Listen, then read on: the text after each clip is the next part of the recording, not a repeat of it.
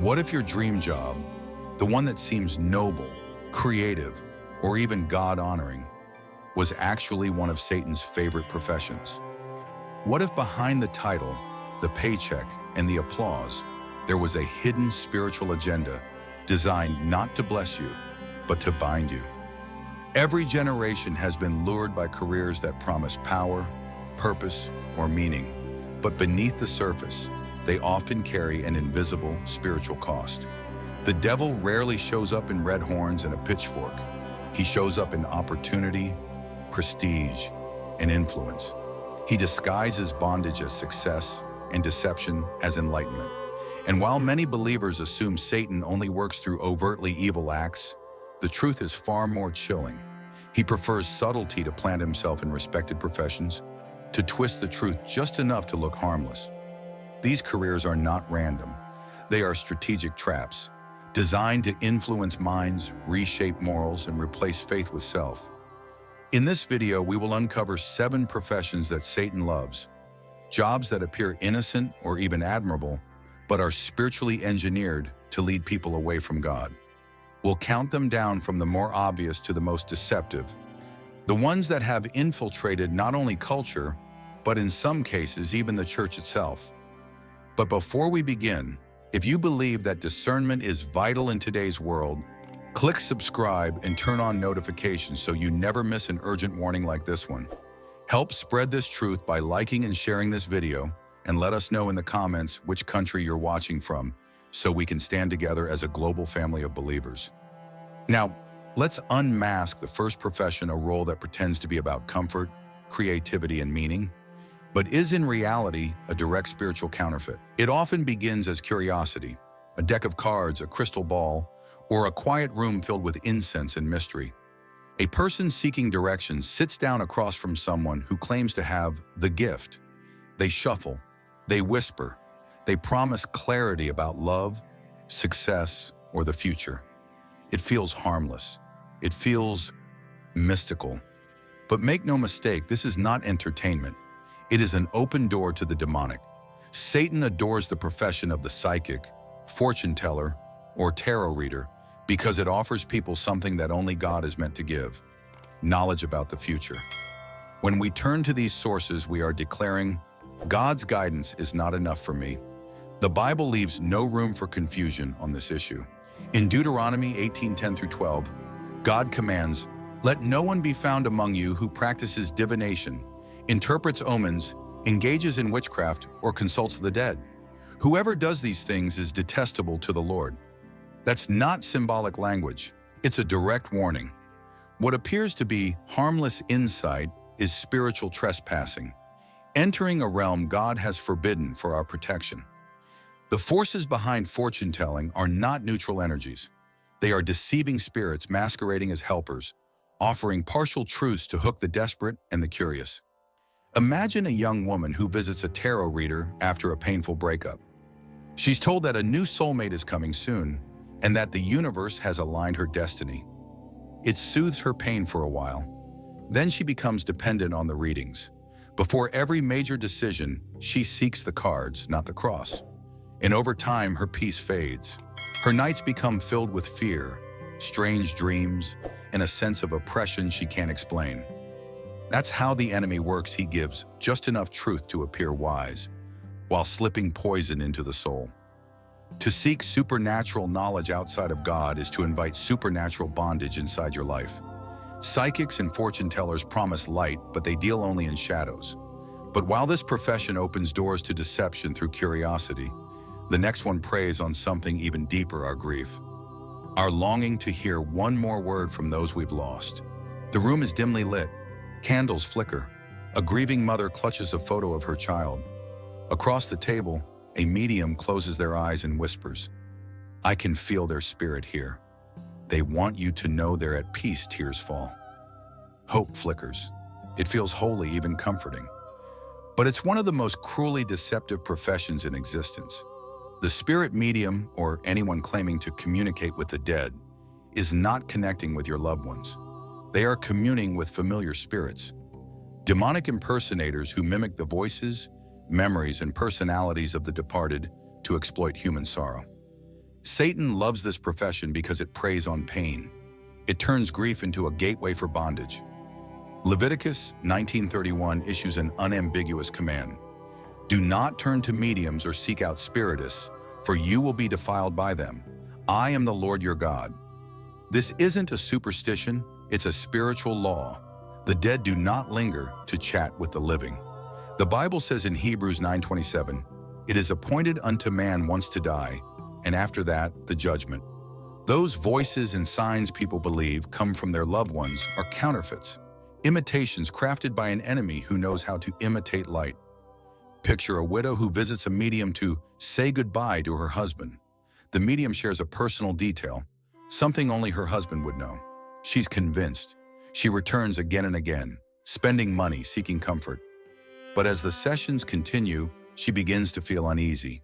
Strange noises at night, cold presences in her home, a growing dread she can't explain. That's because the door she opened was not to her husband, but to a lying spirit that now has access to her life. Mediumship is Satan's counterfeit for the Holy Spirit. It replaces prayer with seance, and divine comfort with demonic deception. It is a profession built on the pain of the grieving, and the enemy delights in it. But if the psychic and the medium reach outward to the unseen, the next profession looks inward, inviting people to worship not spirits, but themselves. It looks peaceful, soft lighting, soothing music, crystals arranged neatly beside a steaming cup of tea. A calm voice says, "Everything you desire is already within you. The universe is listening. You are your own creator." It sounds empowering, but in the realm of truth, it's poison disguised as peace. This is the world of the New Age guru, a profession Satan has masterfully crafted for the modern age. The message? You don't need God. You are God. Through yoga, spirituality, energy healing, astrology, and manifestation coaching, these teachers promise enlightenment. But it's enlightenment without repentance, freedom without obedience, power without the presence of God. Satan adores this profession because it mirrors the original temptation in Eden. When the serpent whispered to Eve, "You will be like God," Genesis 3:5. That lie became the foundation of every New Age philosophy today. People attend retreats to raise their vibration. They chant affirmations to align their energy. They burn sage, carry crystals, and repeat, "The universe is guiding me." But the universe they invoke has a name, and it's not the creator. It's the deceiver. The New Age guru presents the illusion of spiritual freedom, but in reality, it's spiritual slavery dressed in tranquility. The Bible warns in 2 Corinthians 11:14, Satan himself masquerades as an angel of light. He doesn't need you to worship him directly, only to stop worshiping God. And what better way than to convince you that you can manifest your own destiny without him? Imagine a young man who leaves church disillusioned. He finds a mentor online who speaks of spiritual awakening. Soon he's meditating daily, repeating mantras, feeling powerful, enlightened, in control. Until slowly he begins to sense a darkness during meditation, a presence that watches but does not comfort. He doesn't know it yet, but he's opened the same door that Eve opened in the garden. This profession turns spirituality into self-idolatry, and the enemy smiles every time someone says, "I am my own God." But while the New Age guru deceives through spiritual pride, the next profession does it through moral compromise, using beauty and entertainment to corrupt the eyes and dull the conscience. The crowd roars, the lights flare. A young artist steps onto the stage, confident, adored, untouchable. Millions watch, billions listen. But behind the fame, something darker whispers through the lyrics, the imagery, and the message. Satan has always been drawn to music and influence because he knows the power they hold over the human heart. Before his fall, he was a being of music. The Bible describes his very body as being designed with instruments, Ezekiel 28:13. And ever since he was cast down, he's been using sound, art, and fame to glorify rebellion instead of righteousness. Today, the modern entertainer or influencer often becomes a high priest of culture, preaching not with sermons, but with songs, fashion, and posts. They normalize sin, romanticize pride, and redefine evil as art.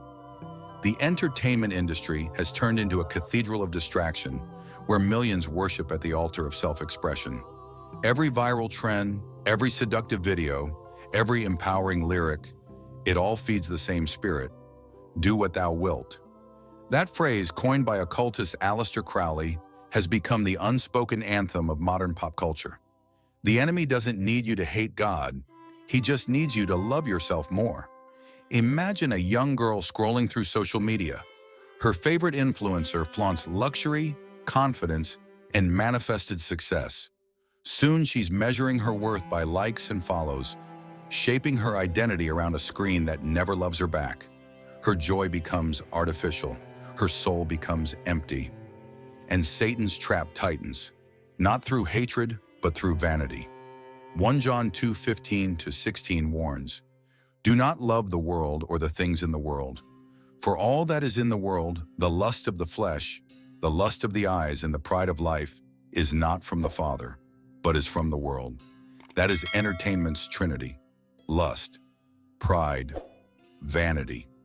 But as dangerous as that world is, there's one profession that wields even more control, not over feelings, but over truth itself. They call it nude, but today, truth has a price tag. Every headline is a weapon, every image a carefully chosen illusion. We live in an age where one voice can sway nations, and one article can destroy a reputation in minutes. And Satan, the father of lies, stands proudly behind the curtain, smiling. The journalist, the media executive, the information gatekeeper, these are some of his most powerful instruments. Why? Because whoever controls information controls perception, and whoever controls perception controls the world. From the beginning, the devil's favorite tool has been distortion. In Genesis 3, he didn't outright deny God's word. He simply twisted it. Did God really say? That question still echoes today, not in the garden, but in the newsroom. Satan adores the media machine because it allows him to reshape morality subtly, to make sin look normal, to make holiness look hateful, to turn facts into feelings and feelings into truth. Through selective storytelling, the media crafts heroes and villains at will. It silences what convicts, amplifies what corrupts, and redefines righteousness as intolerance. Isaiah 5:20 warns, "Woe to those who call evil good and good evil, who put darkness for light and light for darkness." That verse isn't ancient history, it's today's newsfeed. Picture a journalist who begins their career with passion, wanting to expose injustice and speak truth. But over time, their stories get filtered, their words edited, their integrity traded for ratings and relevance. Soon they're not telling truth, they're selling it. And every time a journalist chooses propaganda over honesty, the devil gains ground, because lies don't just mislead, they blind. And a blinded people are easier to control. Satan doesn't need to silence the truth if he can drown it. And the modern media does exactly that, a flood of noise, where discernment drowns in distraction. But as sinister as this is, the enemy's influence isn't limited to the press. There's another arena, one that shapes not just what people believe, but what they are taught to believe. It's a profession that trains the next generation and too often trains them to forget God. A chalkboard, a classroom, children eager to learn. It seems innocent, even sacred. But over time, something subtle has shifted. Education, once meant to illuminate the mind, is now being used to indoctrinate it. Satan has always feared truth, not factual truth, but spiritual truth. Because knowledge without wisdom creates pride without purpose. That's why he loves the profession of the educator, especially when education becomes divorced from faith, when truth becomes relative and morality becomes subjective. Proverbs 9:10 declares, "The fear of the Lord is the beginning of wisdom." But in modern classrooms, the fear of the Lord has been expelled. The enemy's strategy is simple. If you can't destroy a generation, deprogram them. Teach them that there is no creator, that good and evil are social constructs, that humans are just evolved animals. And once that belief takes root, everything sacred becomes optional. Imagine a young student who once prayed before exams. Now she's told that faith is unscientific. Her textbooks praise human reason as supreme. Her professors mock scripture as myth. Little by little, her heart grows cold. She still learns, but she no longer believes. This is how Satan infiltrates the classroom, not through open rebellion, but through quiet replacement. Replacing the creator with creation, replacing truth with theory, replacing faith with intellect. Education without God produces intelligence without conscience. And intelligence without conscience builds weapons, not wisdom. But there's one more profession left, the one Satan treasures above all. Because while others influence minds, bodies, and culture, this one touches something deeper, the soul itself. The lights are warm. The crowd applauds. A man in an expensive suit smiles from the pulpit. His words are smooth, his voice commanding. He quotes scripture, but never speaks of sin. He talks about blessings, but never repentance. This is the false preacher, the crown jewel of Satan's professions. Why? Because deception from outside the church can be resisted, but deception from within feels like truth. Satan doesn't fear churches. He infiltrates them. Jesus warned in Matthew 7:15, "Beware of false prophets who come to you in sheep's clothing, but inwardly are ravenous wolves." And yet millions follow these voices today. Men and women who twist the gospel into a marketing brand, who preach comfort instead of conviction, who replace holiness with hype. They promise prosperity, but deliver spiritual poverty. They preach grace without submission, forgiveness without transformation, faith without the cross. These preachers don't draw people to God. They draw people to themselves. And Satan couldn't be more pleased, because when the shepherd is corrupt, the sheep scatter. Imagine a believer desperate for hope. They tune in to a sermon about manifesting abundance through faith. It sounds biblical, but the focus isn't on Christ, it's on you. What you can gain, what you can achieve, what you can command. And just like that, worship shifts from God to self. The false preacher doesn't have to deny Jesus. He just has to dilute him. Make the gospel safe, soft, marketable, until it no longer saves. And among all professions, this one breaks heaven's heart the most, because it leads people not away from religion, but away from truth disguised as religion. So what do these 7 professions have in common? They all promise light, but deliver shadow. They all offer knowledge, freedom, or success, but without God at the center. And that is the devil's oldest lie. Whether it's the psychic, the medium, the New Age guru, the entertainer, the journalist, the educator, or even the preacher, each one becomes dangerous when pride replaces purpose and influence replaces obedience. Satan doesn't just want your sin, he wants your calling. He wants to recruit you through your passion to twist what God gave you into what he can use against you. So, no matter your profession, the real question is, who are you working for? Because every talent, every platform, every opportunity is a battleground between light and darkness. The time for ignorance is over. We must discern, we must pray, and we must stand firm in truth, no matter how attractive the counterfeit may seem. For what shall it profit a man if he shall gain the whole world and lose his own soul? Mark 8:36. If this message opened your eyes, don't keep it to yourself. Share this video, subscribe, and help spread discernment in a world drowning in deception. Because in the end, the greatest profession isn't fame, fortune, or influence, it's faithfulness.